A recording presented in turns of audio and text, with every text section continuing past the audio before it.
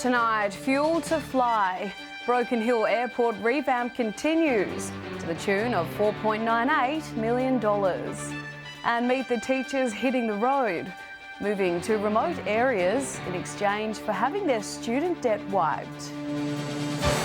From our 7 Spencer Golf Studios, your nightly news with Madeline Kerr begins now. Good evening, thanks for joining us. Broken Hill City Council has received almost $5 million in state government funding to continue upgrading the airport.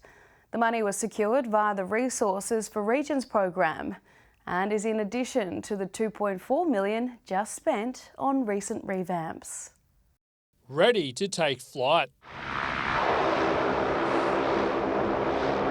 City Council working hard to get the funding needed to make sure the Far West is the top tourist destination in the state.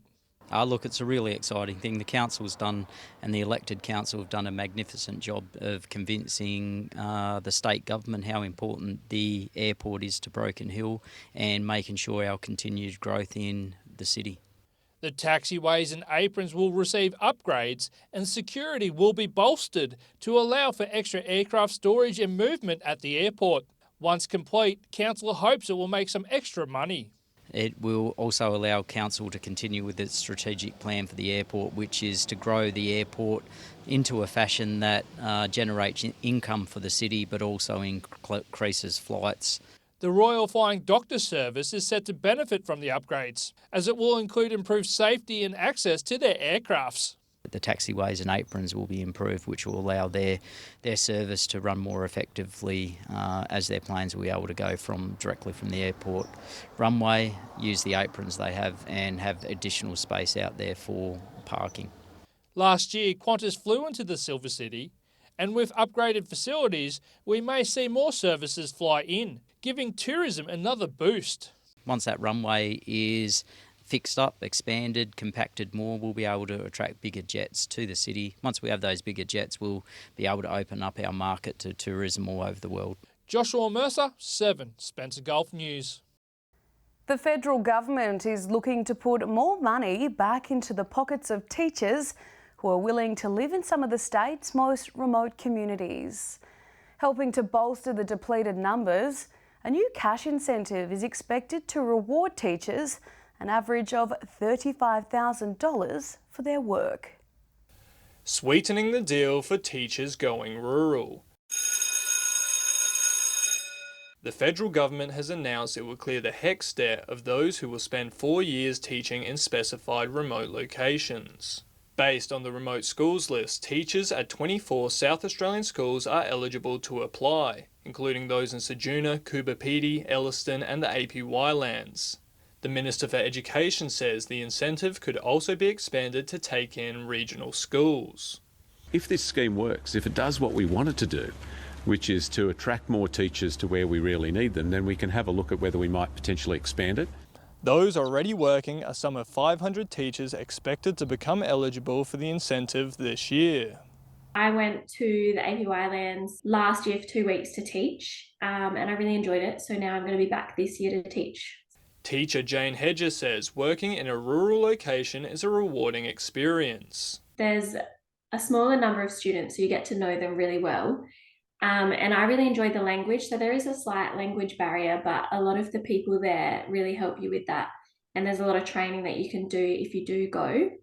Daycare and preschool teachers can also claim the cash incentive after 4 years. The government program hoping to improve student outcomes and reduce the high turnover rate of teachers. If you enjoy the style of teaching, then that's what makes people want to go back. But if you haven't been there before and you see, all these new incentives, then it's definitely something that's drawing people in.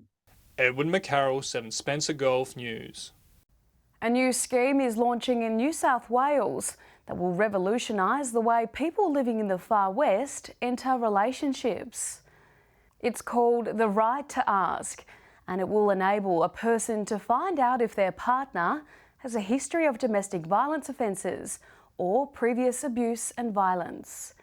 A person who may be at risk will be able to apply through an online portal or even over the phone and given access to information about their partner.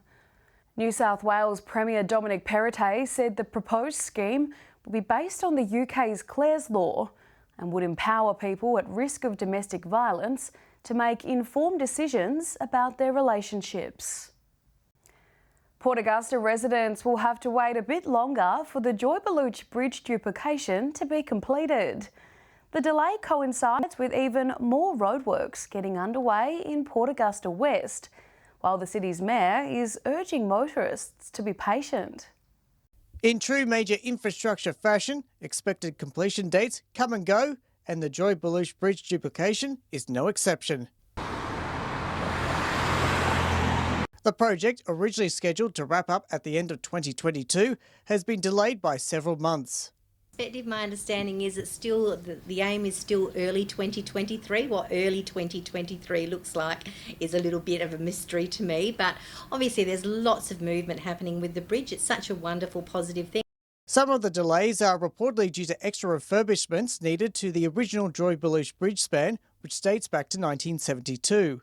Mayor Lindley Shine says she understands residents' frustration with the congestion, detours and construction, which has been part of Port Augusta for several years since the project got underway. I just ask the community to continue to exercise their patience because this is a really positive thing for the community. Meanwhile, the Augusta Highway through Port Augusta West southbound is again being affected by roadworks, this time until March, causing further congestion across the Gulf.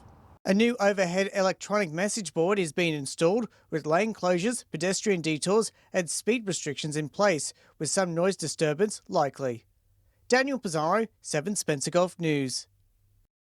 Still to come tonight, officers in Coober Pedy arrest a local woman following last week's blaze out the back of the police station.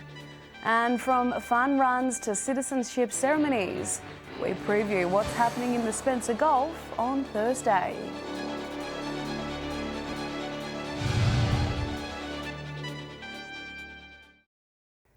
Welcome back. 2 people have risked their own lives and the lives of other drivers after being caught speeding in the Mid-North over the weekend. The first offence took place along RM Williams Way at Spalding, where patrols pulled over a car going 30 kilometres an hour over the limit.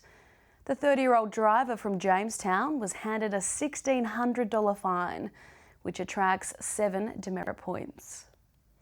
The second offence happened a few hours later, still on Saturday night, at Port Broughton. Police were conducting speed detection duties on Upper York Road when they clocked a car going 147 kilometres an hour in a 100 zone.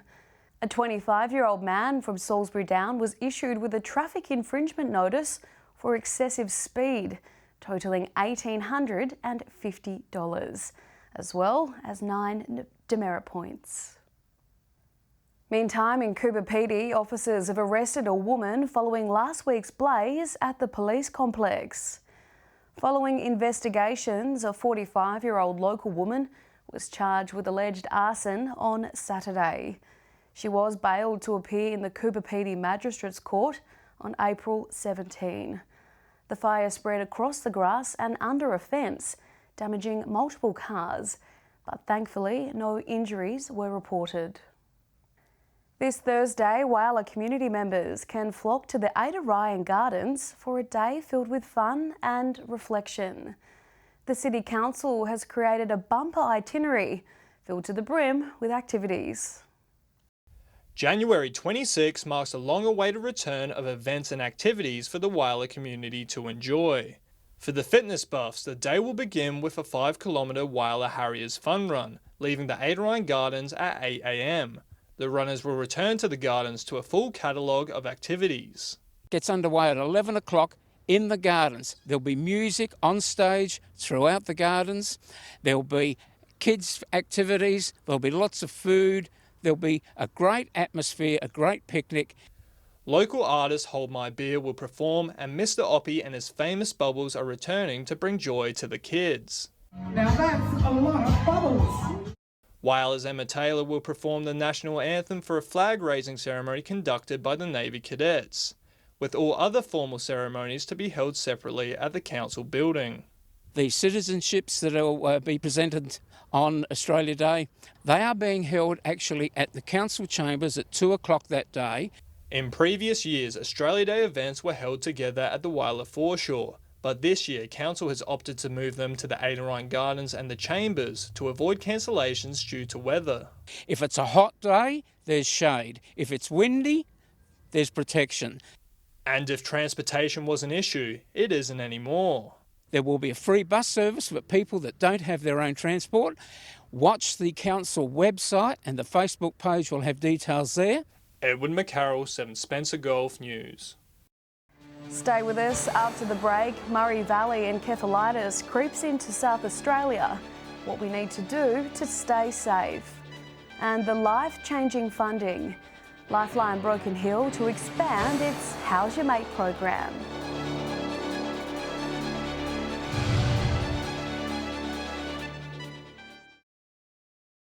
Welcome back. Spencer Gulf residents are being warned about the dangers of Murray Valley encephalitis after instances of the disease were reported in the state. Spread by mosquitoes among livestock, Murray Valley encephalitis has been detected in the state's Riverland local government areas, amid concerns the virus could spread further westwards. SA Health says there is a real possibility the virus could jump to humans. The organisation is also monitoring cases of Japanese encephalitis, West Nile, Ross River and Barmah forest virus in the Riverlands. 2 new economic reports have shown mixed news for South Australia's economy. A Deloitte Access study has found economic growth will slow to around 1% by next financial year. Population growth and housing investment is also expected to slow thanks to surging interest rates. In a bright spot, exports are set to jump by nearly 25% over the next 2 years. Meantime, the CommSec State of the States report has South Australia in 3rd place. Construction work the strongest in the country. However, economic growth overall remains an issue. Lifeline Broken Hill is set to expand its How's Your Mate program after securing a funding boost from the state government. Starting off as a partnership with the AFL, the organisation is set to expand into other sports as well as interstate. It started as an awareness campaign at local football matches, but the How's Your Mate program has blossomed into so much more. The program commenced in 2017 and was really a program focusing on men's mental health and wellbeing and trying to identify better supports that we could put in place for our sporting people. The program started with AFL in the Silver City, but is now looking at moving into other sports, whether it's cricket or swimming. $290,000 now injected into the Broken Hill region so that we can expand this program into other sports, not just AFL, but we're looking at expanding it into other codes.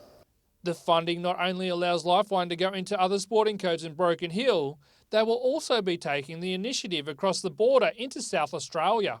Securing the additional funding to expand the program also enables us to redirect existing funds into areas in South Australia, and we're keen to explore how we can roll that out into the Clare region for AFL football.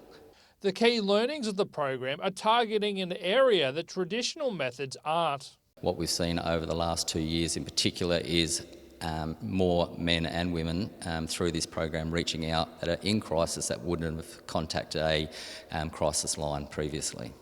Joshua Mercer, 7 Spencer Golf News. Stay with us after the break. We recap the cricket played over the weekend from Port Lincoln to Broken Hill.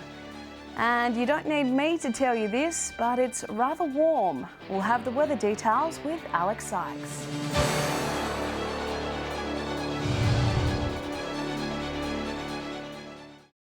Welcome back. Plenty of local cricket was played over the weekend, with some of the regional comps displaying some fine form in the lead up to finals, while others are just getting started. Here's Daniel Pizarro with this week's Cricket Wrap.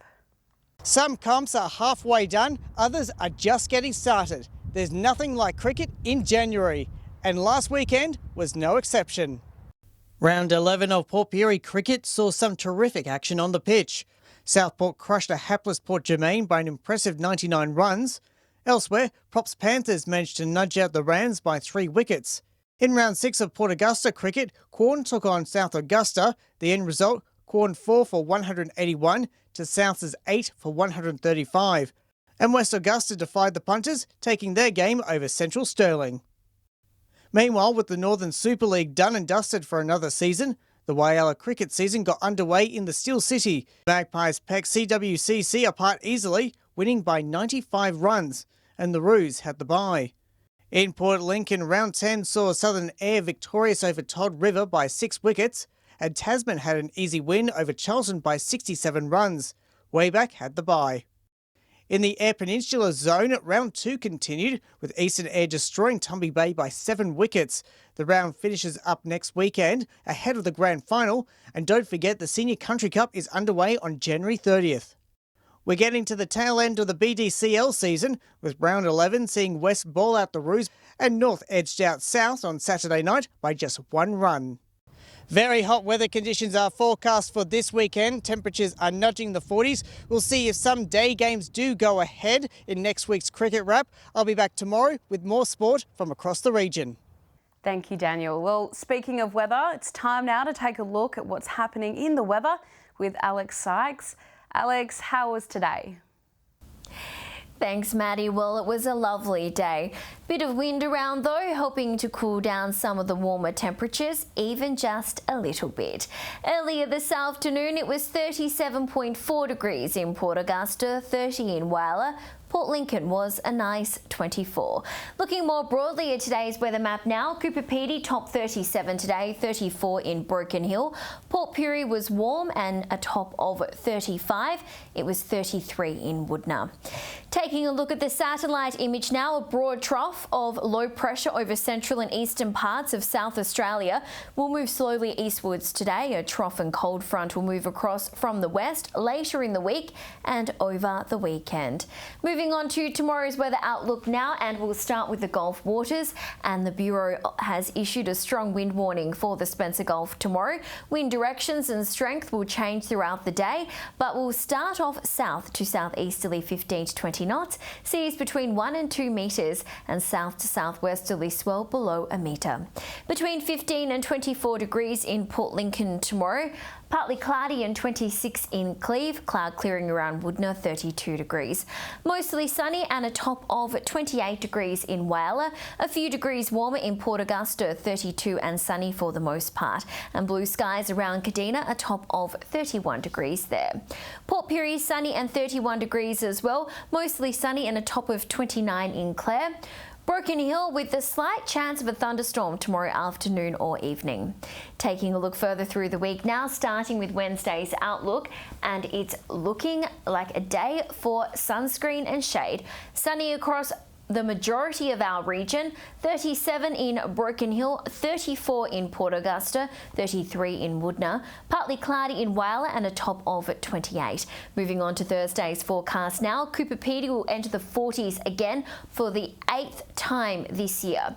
Sunny and 36 in Woodner, 33 in Port Pirie, 32 in Kadina, and a sunny top of 35 in Broken Hill. And finally, taking a quick look at how Friday is shaping up, Cooper Pedy, Port Augusta and Woodner will all venture into the 40s.